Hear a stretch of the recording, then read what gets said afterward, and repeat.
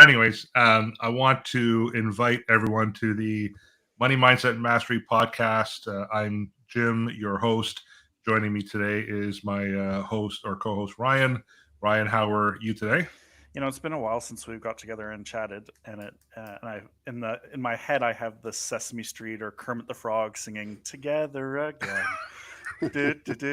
together again. Um, but that's just aging myself as far as that. Anyway, moving on to Moving on. b- bigger and more exciting things that we're Yeah, talking about today. yeah. Oh, that's because we have Kermit joining us today. Denis Bazan, Yeah. TV. How you doing, Denis?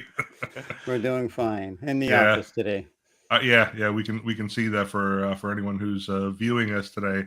We're going to be talking about a topic that actually I think Ryan and I have discussed in some previous episodes, but it's based on a blog post that you recently wrote that we're going to be posting by the end of this week, and it's titled "Why You Need a Financial Plan," and it's more than just investments. And I really like this topic, and the reason why I say that I like this topic is a lot of times we do talk to our clients about setting up a retirement plan or a financial plan, and a lot of people think that a financial plan is just getting some money and putting it into an investment for the future. And there's really so much more than that. A financial plan is really more than that. So we're going to go through why someone should set up a financial plan.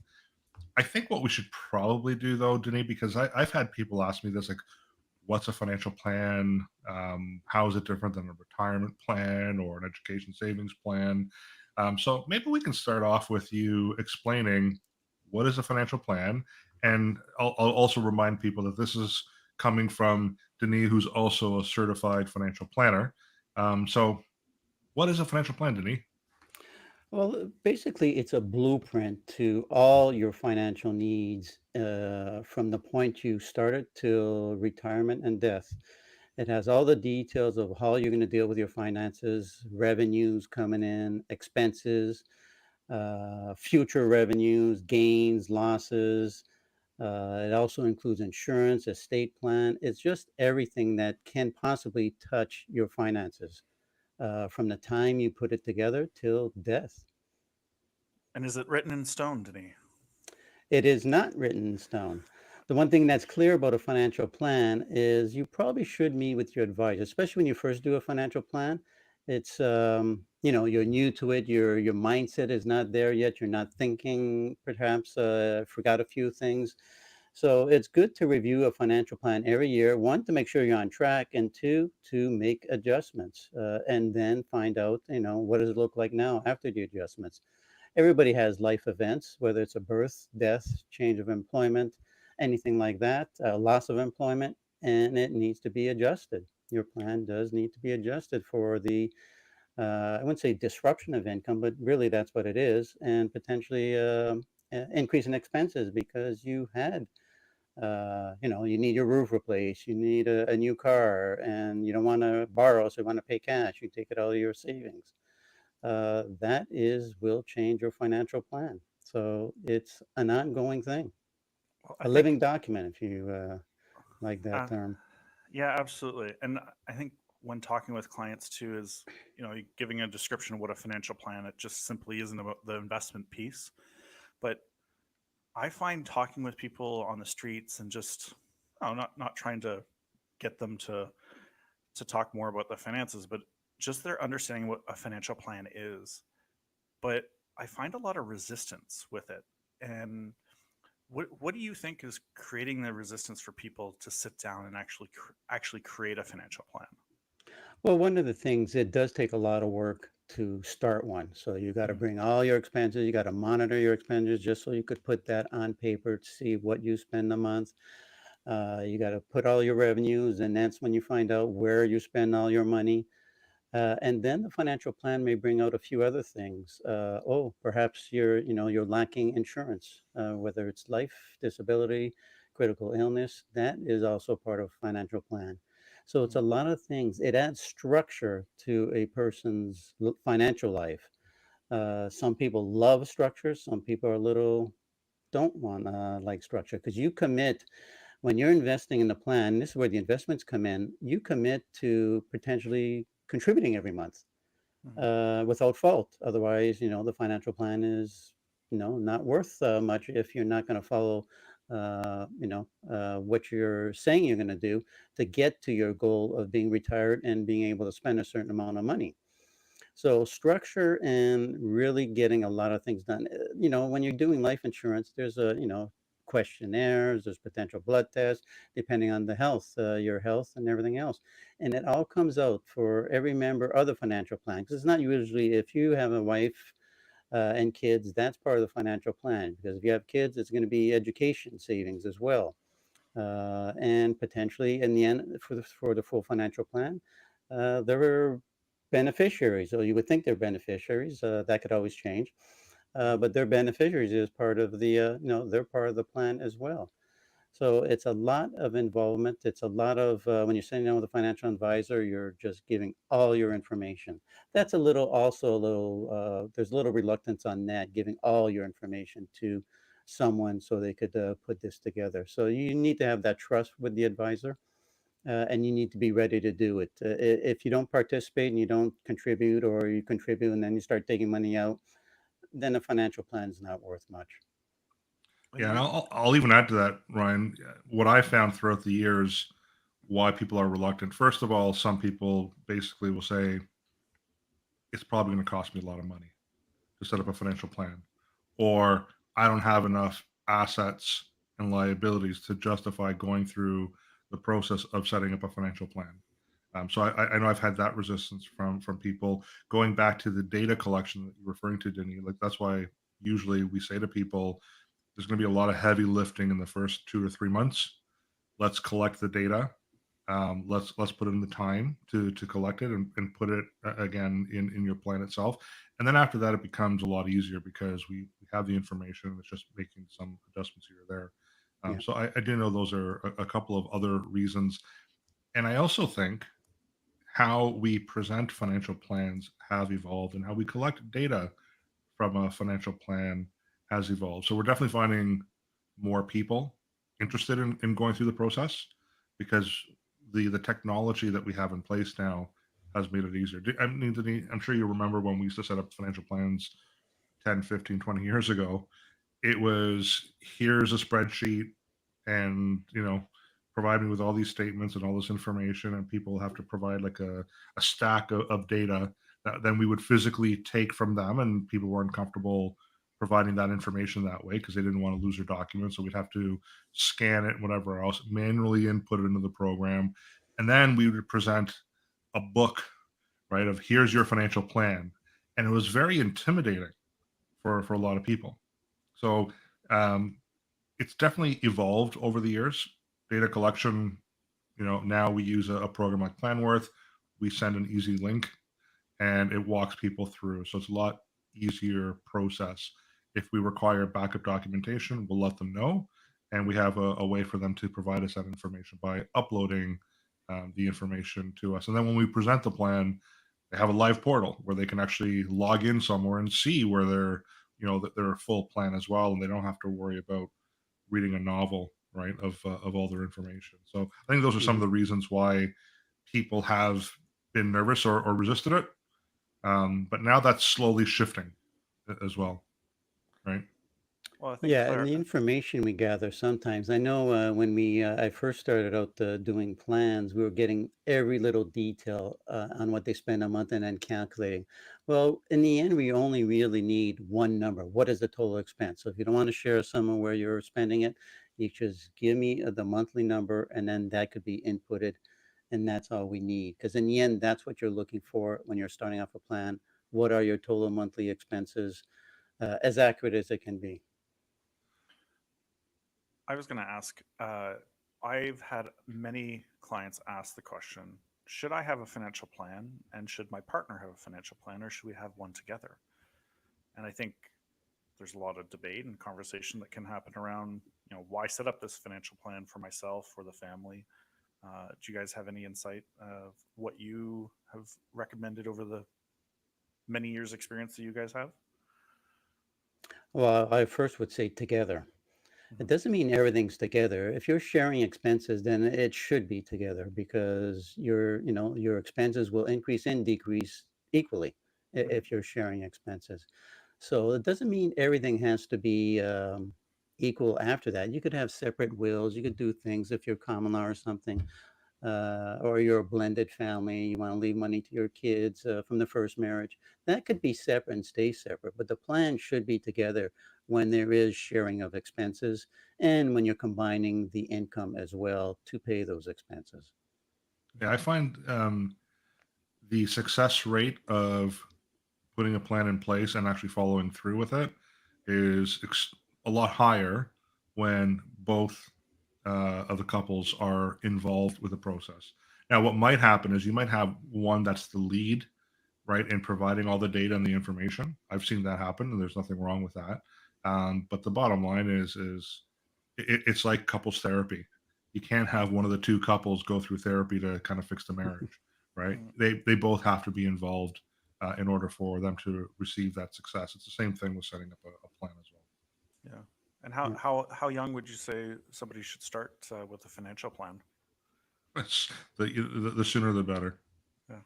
right? I mean that's my experience when I've met with clients who at age 55 are saying, "Hey, I want a financial plan because I want to retire in 10 years, Mhm. and I want you to show me everything I need to do." And then you go through the planning process at that later stage in life. A lot of times they just don't have time to do what they need to do to achieve some of those goals, Yeah. right? So then they're looking for a magician to create some magic, and that's impossible, right? So the sooner the better, and it's also a way of educating people too about finances and investing. Yeah. Yeah, and when you start younger, you're putting structure in place. Now, if you're 30, retirement may be a very long time away, but at least you're putting structure in place. You're saving. You have somewhat of a target, with CPP, OAS, and then potential RSPs. You know what your plans are at work if you do have a defined contribution, defined benefit, if you're working for the government. There are certain other firms that still have that. It gives you an idea and its structure. If you start putting monthly, money aside monthly, it is a good start, and you will continue to do that up until you retire. Those that start late, it's a little more difficult. Those that are used to it and they see the growth in your accounts, that's the key. You're seeing the growth in your accounts. You know where it's leading. It's important. But it's also important because when they see that, it also they can see what it translates to in terms of the goals that they've set up for themselves. I'll give you a recent example. I met with a client. We did a progress review on her retirement plan about a month ago. She's been a client of mine for a couple of years now, and going through the progress report, I was able to show her, hey, here's the goals that we've set out when we first met. Here are the projections. Mhm. We're off track right now, slightly. It wasn't anything significant, not a huge impact, and I was able to show her the difference, and then also walk through, here's what your accounts were all worth the last time we met, here's what they're currently worth today. And at the end of it, she actually said to me, she's like, in all the years that I've been investing money, and prior to working with me, she was working with one of the big banks. I won't name them, but they have a green logo. And she said, never once did anybody at the bank ever say to her, "Hey, here's what the value of your accounts were the last time we met. Here's where you're at today. Here's the progress." Yeah. Or they never asked her about retirement planning and her goals in retirement. It was always, you should set up an RSP and how much can you put in your RSP? Like that was the planning, right? So she was pleasantly surprised that we were able to go through that process with her. She was able to visualize it, Mhm. and she knew that okay, maybe we have to make some adjustments along the way. But she was able to see that. She's aware of that now, as opposed to kind of like the old days when we used to do this. We'd set up the plan. Again, it would be that big, huge book, and then it would be set aside, and no one would look at it. And then maybe 5, 6 years later, they're cleaning out their drawers or whatever else, and they pull out the financial plans. Like, oh yeah, they blow the dust off of it. And they look at it, and it's like, I wonder where things are at. And then they find out that they're nowhere close to what they'd originally projected because of some changes, right? So, really important to set up a plan. And the other thing too is like you said, Denny, it uncovers other gaps that people aren't even aware of. I don't know how many times Ryan and I have worked on one together for clients, and they don't understand that, they had a $2 million shortfall on life insurance. Mhm. They bought, a small policy based on an insurance advisor suggesting they should have 250,000 of coverage, without really illustrating the impact of either of the spouses passing away, and the financial impact that would be on the family as well, right? Mhm. So it definitely opens up a lot of people's eyes when we walk them through the process. And you mentioned some institutions. It's not a one size fits all approach, right? Every individual is different. Every family is different. Every business is different, and making sure that somebody's being able to identify the potential risks. We're risk managers for a large portion of it. Is what could potentially, and how do we prevent, right? So Yeah, and I think too, when we specifically work on a retirement plan, one of the challenges that a lot of people do have is they don't know what retirement's going to cost. They don't know how much income they require. So that's some coaching that we do as well through the financial plan or retirement plan process. mhm, Right? Is kind of giving them that feedback and identifying here are the expenses. yeah, And it'll change even in retirement. You have your early retirement years, or maybe some people might want to travel a lot more, and yeah, then they slow down. But then there might be mobility issues, and all of a sudden there's medical expenses that come up. And so these are things yeah. people don't really think about because it's still 20, 30 years away. But man, does it catch up to you really quickly, Mhm, right? Yeah, the absolutely. education process is important. It also gets client buy-in at the same time. As they learn more, they know what you explain. As advisors, we try to explain everything, what we're doing and why. And as the client understands that, they buy into it and then they follow their plan. And that's when you're getting positive results. Yeah, and my favorite part of when we walk through a plan is identifying some lost opportunity costs. When people are spending X amount of dollars on certain things that maybe aren't really necessary, and we kind of project out, well, hey, if you eliminate that expense or if you adjust it, and you redirect some of those funds into your retirement strategy, this is what that impact's going to be 20, 30 years from now. It's Everyone's always thinking about the immediate gratification. Mhm, They're not really looking at the impact of some of those financial decisions 20 years down the road, right? And that's our Mhm. job. That's what we do as well for people. So let's talk about putting a financial plan and helping people with unforeseen events and the flexibility of a financial plan. You were talking about it's not a one size fits all, right, Ryan? Like you said, yep. um, we need flexibility and we need some adjustments. So let's talk a little bit about that. Like, why is a financial plan important to help people with dealing with some unforeseen events? Like, how do we help people with some of those situations? Well, I'll start on that one. The one thing a financial plan always has is an emergency fund. Sometimes it's the TFSA because you're tax free when you take it out and you get that room back the following year, or it's just actually a pool of money either in a bank account or a non-registered account. But always important to have some money assigned for emergencies. Sometimes even if you're insured, well, the insurance may not come tomorrow, and you may need some funds available. Unforeseen expenses where you don't have to cash in an account, especially in RSP. You never want to take money out of the RSP before retirement because you're going to be tax heavily, and then it's going to be revenue on that year's tax return. So you need a basically an emergency fund, and if there's no emergency, it just can continue growing for your retirement. If there is emergency, it's there. You could take some money out, deal with the unforeseen expense or missing revenue or whatever it is, and then move on after, and then build it up again once that is, passed. Yeah, and I think the other thing too is, and I love John, who's our partner at TVH Mortgages. He always says to people, you need to have a backup to the backup to the backup. So you can have your emergency fund as part of the planning strategy, but if that runs out, and let's say you've run through your savings, your emergency savings because of an illness, for example, Mhm, what's your backup plan beyond that? And then it's starting to liquidate assets. Well, part of the planning process would be, hey, if we had something like critical illness insurance, we don't have to tap into those assets, right? That critical illness will be injected into your plan. You can use those funds to kind of get you through that period of time, so it doesn't blow up your retirement plan in the future. So those are things that we identify. Disability coverage. What if you get hurt and you can't work? Most people don't understand or realize that the number one asset that we all have is our ability to earn income, but yet no one protects that. So that's something that we definitely help out and assist with when we put through that retirement plan or Mhm. financial plan, right? Um, I think the next one too is, we talk about how people have a hard time projecting out 20, 25 years from now in terms of retirement. They really don't understand the implications on what happens when they pass away.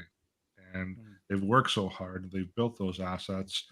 So, Ryan, why don't you talk a little bit about that? Because there is that one dashboard in our planning program that we love, which highlights this big, huge red number. So let's talk about that a little bit. Well, yeah, like I think the tax implications that you're often leaving to the next generation is one of the biggest things that people are missing out on. You talked about risk while you're alive, it's critical illness, but when you pass, life insurance strategies is where that comes into play, and making sure that we're able to, perhaps it's a house or a cottage or something like that within the family, and understanding ahead of time what those implications become and how we can relieve our family and leave potentially a better legacy for the next generation, when it comes to preparing for that. And it is, I would say, probably the hardest conversation that you end up having with people is that estate planning, and then the huge eye opener about the tax piece, about what the government loves to take from us after we've worked so hard. Because we look at our assets and we think, well, that's all just going to my family member. Well, that's not true. It Depending on how it's structured, your family, whether you're now single, single parents, things like that, it's all part of the estate planning. Even myself, you know, I have a son, so what does that look like as far as the estate planning for him, and preparing, I would say, wills, powers attorney. Have you had those conversations of perhaps a trust and how that's structured? Now, these are all large things, and we don't. Again, I guess we were trying to keep this relatively short and informative, but at the same time, if you haven't sat down with your family members and had those conversations about what's going on with the end result, who gets what, um, how much is going to the government, it can be an eye opener for a lot of people. And when working with a professional like ourselves, there's a way of making sure that there's money left to help take care of the tax implications, to help with the burial, the celebration of life, whatever it may be.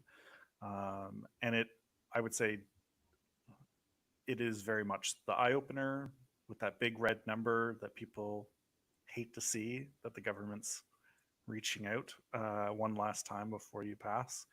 That we can help, not necessarily eliminate, but reduce the hurt on a lot of it. So, Yeah, I mean, some examples that I'll share. For example, I don't know how many times I've walked through clients through a retirement or financial plan, and the one question we ask part of the process is, "Do you have wills and powers of attorneys?" mhm. It's amazing how many no's that I get from people. So it's not just a matter of, okay, well, they don't have a will, powers of attorney, let's move on. It's, you have a young family, the government will decide what happens if you don't have this written down. So let us direct you to our partner who helps with setting up wills and powers of attorneys, right? So it's not just a matter of identifying those gaps, but it's also following through with helping people to make sure that they remove those gaps in their overall plan, right? So that's a really a big important one that we work with. On the retirement side or the estate side, it's amazing how many times I'd have clients say, "Well, I have lots of assets, so I don't need life insurance when I'm older." And it's like, okay, well, look at the tax bill. And the tax bill could be just from registered accounts, right? They don't understand how that gets taxed at death. It could be they built a portfolio of rental properties and they don't realize there's a huge tax bill. And when you pass away, the government won't wait for you to sell those assets off. It's we want our money now, right? They got their little greedy little fingers in there. So how do you manage that? How do you fund for that, right? And my favorite one is when I come across clients who have dealt with a certain financial institution who says to them, you don't need permanent insurance.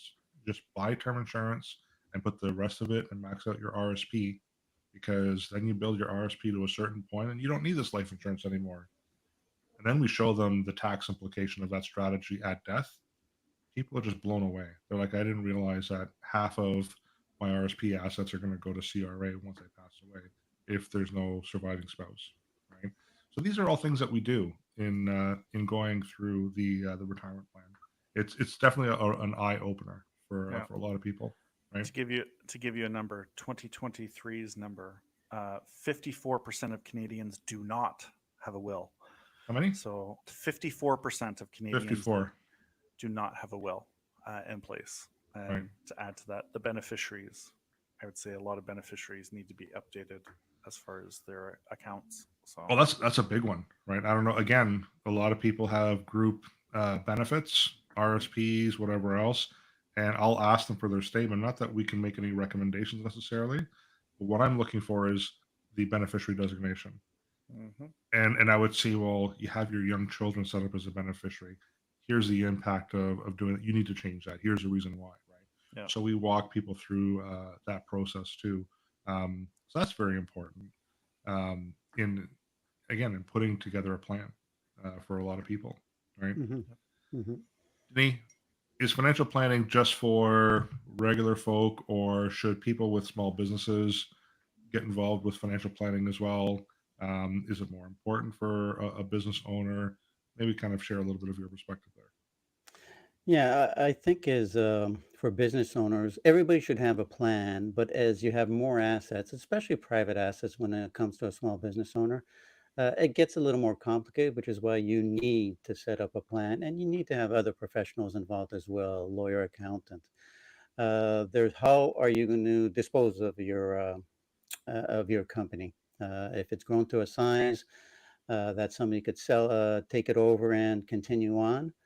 A lot of times, sole proprietors, it does not continue after the death, but a lot of companies, as you build it and you have start getting, employees, 5, 10, 20 plus employees, that's going to carry on after your death. So how do you do it? Do you have a buy-sell agreement in place where it just doesn't go to your spouse who's not really involved in the business and suddenly she's the owner?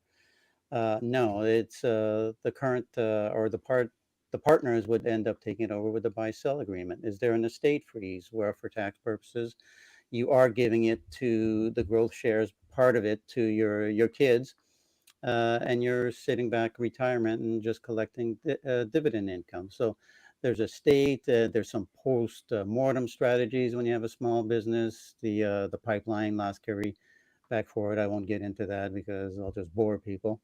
But there is a lot of planning to do. There's insurance to put in place too if you're doing any of these strategies to sell your business. And if you're giving it to everybody, but still want your family members still want control, there's potential you could set up a family trust to hold the corporate shares within that, and still be we'll call it the trustee and have control over the company. But the outcome is after your death, the family trust will take place and those shares will be distributed. So it's a matter of there's a lot of planning. There's a lot of planning around as well, how you're going to pay yourself, salary or dividend. If it's dividend, obviously it's more tax efficient. If it's salary, it creates RSP room, potential for an IPP later on with the T4 income. So those are discussions we tend to have. And a lot of times I'll have these discussion with some clients who are starting the business just to get prepared on what to do. There's the small business capital gains exemption. They need to know that how to distribute the ownership is important as well. If you're with a partner, should you keep it or should it be split 50-50? Well, we go through the pros and cons on that. There's definitely some pros, and if the partnership breaks up, then you'll see the cons. as well. So there's a lot of discussions to be had for a small business owner. They retire as well. Is the sale of their business going to be their retirement nest egg? Are they keeping money within the corporation? And if you keep too much money within the corporation, which is considered passive income, well, that could affect your small gains exemption as well. So this is something we bring up, but we also work with the accountant and in some cases the lawyer to discuss in greater detail with the client of how important it is to have in place. That's why it's important to work with professionals. We're sort of the quarterback. We could deal with telling them what needs to be done, but on some of the details, the accountant, they have the financial statements in front of them. They're the ones that are going to say, okay, this is what we can do, and then that's why you work as a team. Mhm. And I think that's a good point, the team aspect of it. And this is where I'm going to be plugging TVH Group and who we are and why it's beneficial for clients who do start off with a plan and working with us. Because again, there are the recommendations. The challenge is the follow through sometimes, right? So in working with us, for example, Ryan and I are certified cash flow specialists. Sometimes we can't, it's a bad outcome or not a favorable outcome for individuals because there's some cash flow challenges. So we will actually walk through specifically a behavioral cash flow plan to help them set up their financial plan. But we then uncover potential, maybe their liabilities are structured incorrectly. So they might require a financing professional. We won't send them to the bank for that. We have it in house. We refer them to John and his team at TVH Mortgages. So a lot of times there have been clients who have freed up lots of cash flow, and then he would communicate back to us to say, okay, we freed up $3,000 a month in cash flow because we cleaned up a lot of debt and did some refinancing. You go ahead and do your part. Now we've uncovered $3,000 that we can help a client put a proper plan in place, right? You talk about the accountant. Well, sometimes it's a lot more challenging dealing with a client's accountant because that accountant has their own practice and they're very busy. If they're working with David at TVH Accounting, guess what? Information's in house. We're now collaborating as professionals on behalf of the client. On the legal side, we have that in place. Denis, on the wealth management side, you're in there to help people manage their investments and their assets to make sure that they do achieve the goals based on the plan that we've put in place for them. Ryan and I also on the insurance side. Sometimes there's insurance strategies that make sense. We can help them with. Sometimes there's estate planning tools, investments that we might utilize that's available. We do it all in house with a team of professionals. So that's a shameless plug for a TVH Group and why I think people should be working with us. Well, I think you made an important point that we are willing to bring in other people. A lot of times I've seen in my career that somebody's coming in, they may be dealing with somebody that's only mutual fund licensed or only insurance licensed. But they're not offering, if you're mutual fund licensed and you can't offer insurance products, you're not going to mention insurance products. Mhm. I know somebody whose clear goal was to bypass probate, and the advisor said, I only could do TFSA. She never mentioned seg funds. They weren't life insured. And then here you go.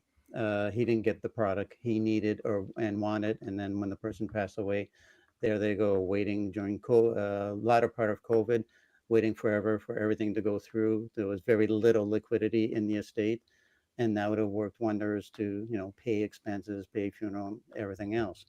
That's why it's important to have the right advisor, because it's the right advisor will know what can be offered, and if they can't do it, they will get somebody else to do it. Preferably within the team, as opposed to not offering that solution at all, or not even knowing that solution exists. That's why you have to have somebody that's probably a little experienced, has dealt with a few things. We're all life insurance here. A lot of people aren't life insurance when it comes to on the security side. So it's important to know the products and to know if you can do it and if it's the right product for the client, to get somebody else to do it. Yeah, I think TVH Group was founded by John and I back in 2008, and it was because we recognized that there was common biases in our industry. and I'll use John and I as the example. John, loves real estate, has always loved real estate, will continue to love real estate. And when we sat down, we were talking about, putting this company together and how we can help clients. The one point he made, which is correct, he said, Jim, if someone comes to me and says, I have $100,000 to invest, well, I'm in real estate. I love real estate. So I'm probably going to, put them in something that's real estate based. Or if you spoke with a realtor, same thing. They're probably going to get you to buy a piece of property. And in working with someone like myself as an advisor, they're like, you're probably going to be biased towards some kind of portfolio solution or insurance solution. It's just that's the way it's nature, human nature. That's the way it works, right? So we set out to start this company to ensure that we can eliminate all those biases. It's literally when a client comes in through our door and says, here's what my goals are, here's what I like to achieve, this is what I have in terms of investments. What's the best for me? And now we have a team of professionals where we can eliminate that bias. The bias is really, leaning towards what the client needs ultimately. That's the way it should be, right? And if if you like real estate, well, we have that. We have a solution. If you want portfolio management, we have that solution. If you want estate protection, we have that available to you. It might be a combination of two or three of those things, right? But that's really how TVH Group was founded, was based on the fact that we wanted to eliminate those biases. On a side note, what I will say is those firms have been available to clients who had at least $1 million to invest, right? So they're called family offices. So those have always been around, but they've never really been available to the regular Canadian, right? Who maybe they don't quite have that $1 million. We can bring on those clients and offer them all those unbiased solutions without having to come in with $1 million minimum. We've helped a lot of clients get to the $1 million minimum, right? They've started off with X amount of dollars. They didn't meet that minimum of $1 million threshold. But in working with us throughout the years, we've pointed them in the right direction. And guess what? Now they're high net worth clients as a result, right? So that's the reason why I love our group the way we're structured. Is there is no bias in the recommendations that we make. And Ryan, I think Ryan, you've probably felt that coming over and joining us, right? Yeah, well, I would just add is that because we're independent, we can use all the tools, all the resources of all the banks and the insurance companies, an ability to put the right plan together for each individual client or business owner. Versus, this is what I can use, which is something off this shelf from any institution. That's the only thing that I can use because they're pigeonholed. And you've shared the story too, is that when a client comes to you looking for a certain thing to help solve a certain problem, often it's not offered through certain institutions, or they can't recommend. And that was the benefit too of coming to the TVH Group too, which was, and TVH Financial was looking and being like, I can use all of these. It's like, instead of just playing Tetris your whole life, now suddenly you're able to play many, many games of the 250 games that are available online, because there's so much choice out there. And for us to narrow it down, which again, our first and foremost for me has always been educating people about their money and making sure I'm helping them find the right solution, and that I'm not told that this is the only way I can make a decision or a certain product, which has made it a lot easier to help more people. So yeah, I don't know how many times when I was working at the bank, you get head office coming down saying, hey, we want to increase market share in this product, so push, and then you would meet your targets and meet your goals. It's like, well, now we want to increase target or market share in this product category and push. We don't have a head office telling us any of those things, right? For us, we are the head office. And really our clients are the ones that they are our clients. They're our bosses is the bottom line. That's who we work for. We don't work for anybody else above us. It's our clients is who they hire us to work for them and with them. And ultimately they're our employers, right? So I love the collaboration part of it. We've talked about why people should set up a financial plan. Denis, what steps should people take to get started on their financial plan? Well, the one thing, and setting up a financial plan is really for, as we talked about before, for everybody. Whether you're young, you're old, you're in the middle, it is for everybody. But the one thing that it makes a financial plan unique is everybody's going to have a different spend. Everybody has different spending habits. When retirement, they all look at it differently.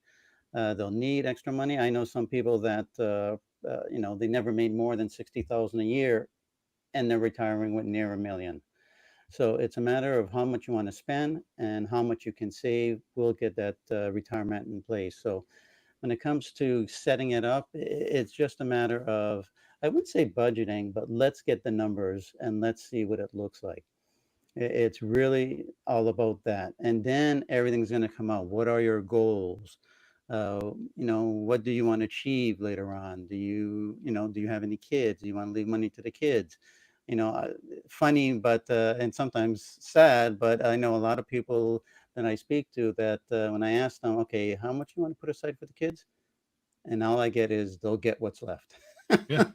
And while some people want to have a certain amount, whether it's for kids, whether it's for charity, it's a combination of things. So everybody is different. So it's a matter of getting people thinking in the right mindset and starting to gather that information. And then once we get them in the mindset and, we work with them and learn more about them, and there's an education process in the middle for both parties as we learn more about each other and putting it together, it will be fine tuned, especially if you start young, it will be there, where you want it to go, to be ready when you retire, where there's not that much surprises, to say. Life events, health, and everything else is always a factor, but being prepared for it is a lot better than Uh, not being prepared for it. and working with and putting together a financial plan for clients, for those who say they'll get whatever's left, we can help them see what that looks like, Yeah, right? yeah. And for clients to say, well, I want them to get the house and all these other things, and then they're barely surviving in retirement. Well, we can actually show them different strategies where they can utilize those assets for themselves and still leave a significant lump sum, maybe even tax preferred, in a tax preferred way. But we can help clients with whichever side of the coin that they fall on. Right? There is no right or wrong answer with that question. It's what is that you want, and we'll help you get there. That's the Yeah. bottom line. We'll make adjustments where needed. Any life event, a new child, death in the family, anything like that, we'll make adjustments. It's like a will. I always tell people when they're doing a will to review it every 5 years and make as if you're going to die next week. Don't, everybody expects to, oh, I'm going to live till 80, 90, or they have a number in mind. No, you got to make your will as if you're going to die next week. If anything changes, then you change the will. Yeah. Similar to a financial plan, you do it until with all the known information, and then if anything changes, you adjust. That's why it's important to have. That's why they both fit hand in hand, the estate part and the while you're living part, because they do fit hand in hand because it does affect directly your finances one way or another. Yeah, I love when clients say, "Well, I don't plan on dying till like I'm 85." It's like wonderful, and I don't laugh at it. I'm like, "Okay, great. So give me your date of birth again," and they'll give me their date of birth. I'm like, "Great. What's your date of death?" What do you mean? I'm like, "Well, you're confident that you're going to die at age 85. What date and what year is that going to happen?" And then they quickly realize, okay, we need to plan for the unexpected, right? Because that's the reality of life. It's unexpected, right? Mhm. So yeah, so that's very important as well.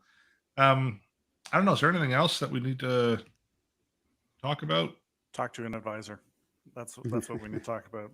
Is find an advisor. Talk to two different advisors. See which one meshes best with your goals. Listens to you, and has a process in place that is able to take you through the steps that you feel most comfortable with. Right. We have clients, Jim. I know that in 3 meetings, said and done. But there's clients that it's a big elephant, and the best way to eat an elephant is one chocolatey bite at a time. So Yeah, yeah. And the important part about the plan, I mean, there's our part of it, our role in it. yeah, But just like one of my favorite movies, Jerry Maguire, where he says, help me help you. yeah, We also do need the data, in order for us to make the proper recommendation. Like, I don't know how many times clients would come to me and say, well, I've got X amount and I want it for retirement, and make a recommendation. It's like, that's just not enough information. We need so much more, right? That's the equivalent of going to the doctor's office saying, I feel pain, fix it. The doctor's going to say, well, where's the pain? Is it constant? Like, they have to determine, is it rest and that's going to cure it, or are you going to require like surgery? Like, there's so much information that we need to gather to make sure that we can do our job. So it's informing us in setting up the plan, give us all the information that we need so we can do our job. But throughout life, and I know, Ryan, I think you say it, that if there's a major life event, you should be in their top 5 of people to call, right? That's true. If you've changed jobs, if you changed homes, if you increase your debt, if your health has changed, like, there's just so many things. If you had a kid, like, these are very important things that we should be made aware of. And that's why it's important to not just establish a plan, but also when we reach out to you and we say, you know what, here's an invitation for us to do a progress review, take that invitation. Take us up on it. It's 30 minutes. Let's just see where you're at, because sometimes we will uncover that there was a major life event that you haven't shared with us, and there's a huge financial impact, and we need to address that right away. Right. So keep us informed as well. Yep. And I would also say, Ron, you were saying to look for a financial planner or advisor. Come to us. absolutely. Professionals. You don't have to try to source out your own professionals to work with you. Just give us a call at TVH, and we have the team of professionals that can help you from start to finish. Yeah, always important to have the right advisor, to have the right solutions. If the person, like we talked about before, if we can't do it, at least we know about it. You have to know about solutions. Some advisors may not offer a solution because they don't even know that solution exists. So I think that's why it's key to find the right advisor, to find the right solution. And if we can't do it, we have other experts that can help us. And that's why, as you mentioned, family office with over 1 million plus. Well, the family office have all the experts in there, and you need to have that, like we do now, to be able to offer the right solution, and not only the solution we know about. So if anyone's interested in finding out more about the process, or if you feel like this is something that you definitely want to take on, you want to start and spend some time in doing so, I would encourage you to reach out to us. You could look up tvhgroup.ca. That'll bring you to the main TVH Group landing page, and what you'll see there is you'll find all the different units under TVH Group. So you'll see accounting and legal and TVH Wealth and financial. Reach out to us. We'll be more than happy to walk you through the process. Um, you can look us up on our social media platforms as well. Obviously, we'd love to hear from you, so you can also call us. We do have phones as well, the old-fashioned method. So give us a call, 647-727-4668. If you're looking for to work with Denise specifically, you can go to tvhwealth.ca, Ryan and I, tvhfinancial.ca. So yeah, or if you just want to send a quick email, financial@tvhgroup.ca is a place to go. Guys, anything else? Closing remarks? Any final thoughts that we should discuss or share with clients? Well, I'll just recommend that people go to TVH Wealth and read the blog Yep. for what we just talked about. It's all in writing, a little more detail. We didn't touch on everything, but and then reach out if you have any questions. Yeah, we didn't want to give it all away, but the blog post should be sent out by this Friday. So it'll be posted on TVH Wealth's website, your LinkedIn accounts as well. And we're also going to be sending it out by way of our News You Can Use e-newsletter on Friday as well. So Perfect. I encourage people to read the blog post. Ryan, any final thoughts? It doesn't cost anything to talk to us. Those initial conversations to get you started. And I think people are often thinking, oh, it costs me a lot of money. it doesn't cost you any money but your time, and good conversation to find out how we can get you on track. And there's something else I was going to say, and of course I've forgotten it already. So We'll edit it in afterwards. all right. All right. Well, I want to thank everyone for joining us today. Denis, once again, thank you for your insights on the topic. Ryan, thanks again for being my right-hand man and partner in crime. And until the next time, have a wonderful afternoon, everyone.